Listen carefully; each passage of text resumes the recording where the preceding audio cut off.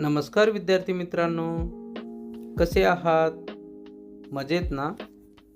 मी NASA येवतीकर दिनविशेष माहिती कार्यक्रमात आपले स्वागत करतो.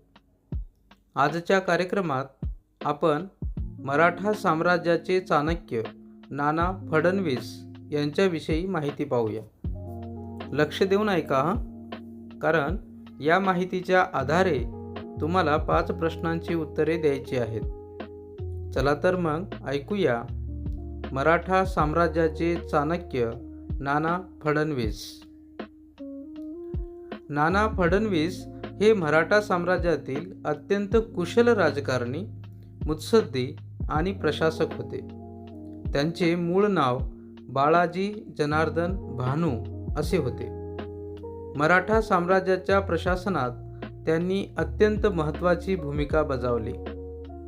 त्यांच्या बुद्धिमत्ता, दूरदृष्टी आणि मुत्सद्देगिरीमुळे त्यांना मराठा साम्राज्याचे चाणक्य असे म्हटले जाते.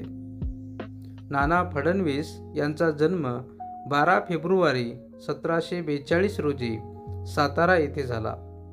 त्यांच्या वडिलांचे नाव जनार्दन भानू होते.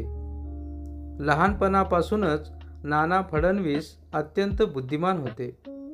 त्यांनी प्रशासन, राजकारण आणि अर्थकारभाराचे उत्तम शिक्षण घेतले.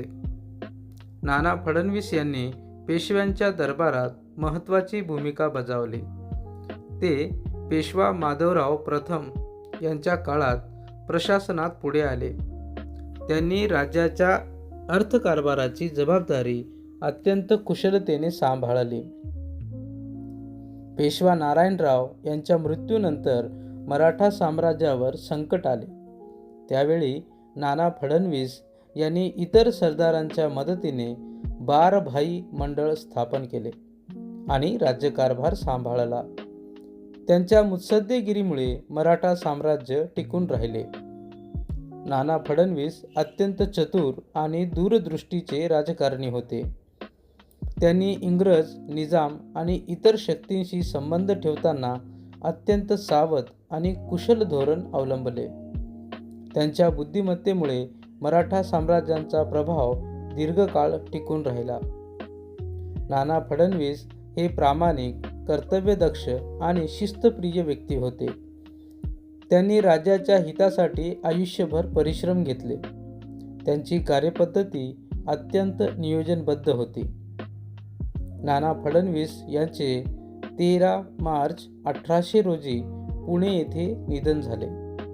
त्यांच्या निधनानंतर मराठा साम्राज्याच्या राजकारणात मोठी पोकळी निर्माण झाली. मराठा साम्राज्यातील अत्यंत प्रभावी आणि बुद्धिमान, मुत्सद्दी मराठा साम्राज्याचे चाणक्य नाना फडणवीस यांची आज पुण्यतिथी. त्यानिमित्ताने कोटी कोटी प्रणाम. मुलांनो, तुम्हाला ही माहिती कशी वाटली? नक्की कळवा चला आता या माहितीवर आधारित काही प्रश्न आणि उत्तर पाहूया. पहिला प्रश्न, नाना फडणवीस यांचा जन्म कोठे झाला? बरोबर उत्तर आहे नाना फडणवीस यांचा जन्म 12 फेब्रुवारी 1742 रोजी सातारा येथे झाला. दुसरा प्रश्न, नाना फडणवीस यांचे मूळ नाव काय होते? बरोबर उत्तर आहे नाना फडणवीस यांचे मूळ नाव बाळाजी जनार्दन भानू असे होते. तिसरा प्रश्न, बुद्धिमत्ता, दूरदृष्टी आणि मुत्सद्देगिरीमुळे नाना फडणवीस यांना काय म्हटले जाते? बरोबर उत्तर आहे बुद्धिमत्ता, दूरदृष्टी आणि मुत्सद्देगिरीमुळे नाना फडणवीस यांना मराठा साम्राज्याचे चाणक्य असे म्हटले जाते. चौथा प्रश्न, नाना फडणवीस यांनी इतर सरदारांच्या मदतीने कोणते मंडळ स्थापन केले?